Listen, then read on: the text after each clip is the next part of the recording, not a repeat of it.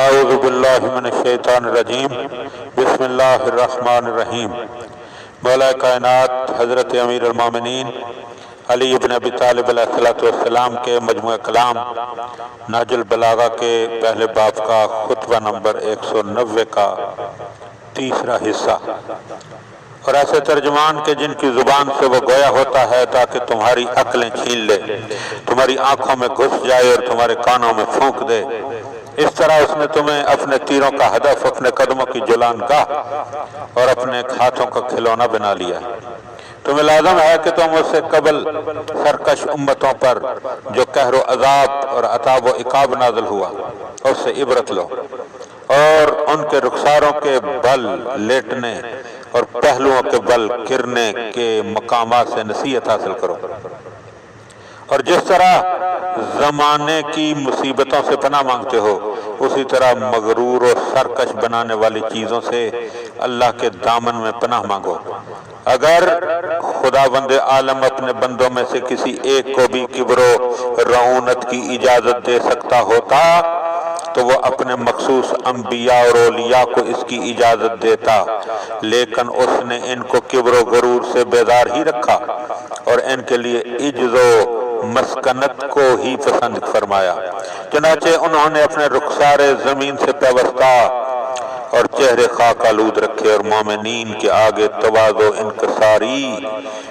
سے جھکتے رہے، اور وہ دنیا میں کمزور بے بس تھے جنہیں اللہ نے بھوک سے آزمایا،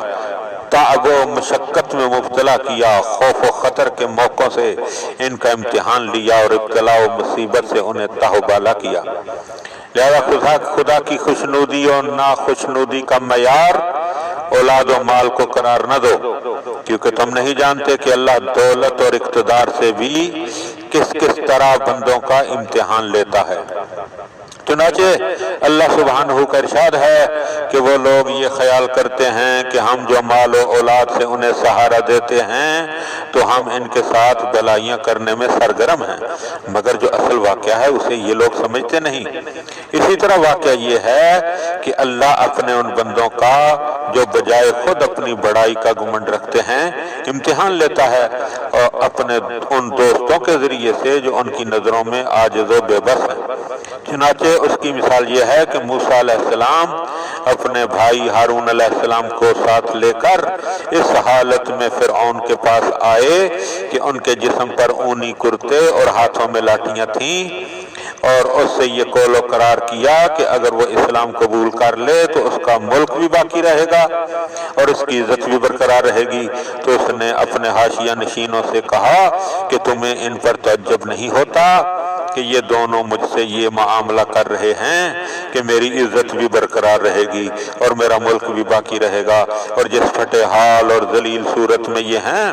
تم دیکھ ہی رہے ہو۔ اگر ان میں اتنا ہی دم خم تھا تو پھر ان کے ہاتھوں میں سونے کے کنگن کیوں نہیں پڑے ہوئے؟ یہ اس لیے کہ وہ سونے کو اور اس کی جمع آوری کو بڑی چیز سمجھتا تھا اور بالوں کے کپڑوں کو حقارت کی نظر سے دیکھتا تھا۔ اگر خداوند عالم یہ چاہتا کہ جس وقت اس نے نبیوں کو مبعوث کیا تو ان کے لیے سونے کے خزانوں اور خالص طلا کے کانوں کے منہ کھول دیتا اور باغوں کی کشتزاروں کو ان کے لیے مہیا کر دیتا اور فضا کے پرندوں اور زمین کے صحرائی جانوروں کو ان کے ہمراہ کر دیتا تو کر سکتا تھا، اور اگر ایسا کرتا تو پھر آزمائش ختم ہو جاتی، جزا و سزا بیکار اور آسمانی خبریں عکارت ہو جاتی، اور آزمائش میں پڑنے والوں کا اجر اس طرح کے ماننے والوں کے لیے ضروری نہ رہتا،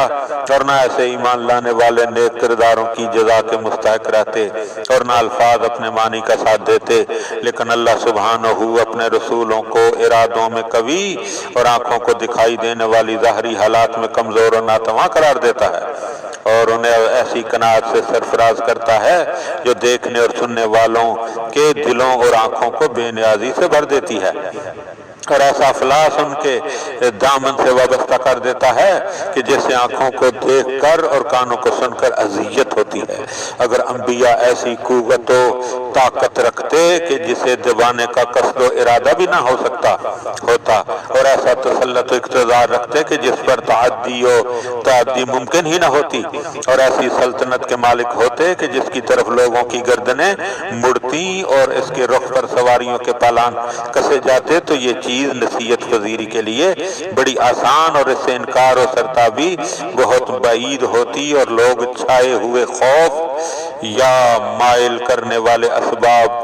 اسباب رغبت کی بنا پر ایمان لے آتے، تو اس صورت میں ان کی نیت مشترک اور نیک عمل بٹے ہوئے ہوتے۔ لیکن اللہ سبحانہ نے تو یہ چاہا کہ اس کے پیغمبروں کی اتباع، اس کی کتابوں کی تصدیق، اس کے سامنے فرمتی، اس کے احکام کی فرما برداری اور اس کی اطاعت، یہ سب چیزیں اس کے لیے مخصوص ہوں اور ان میں کوئی دوسرا شائبہ تک نہ ہو، اور جتنی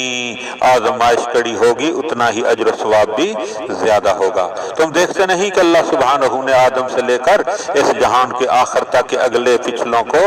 ایسے پتھروں سے آزمایا ہے کہ جو نہ نقصان پہنچا سکتے ہیں اور نہ فائدہ۔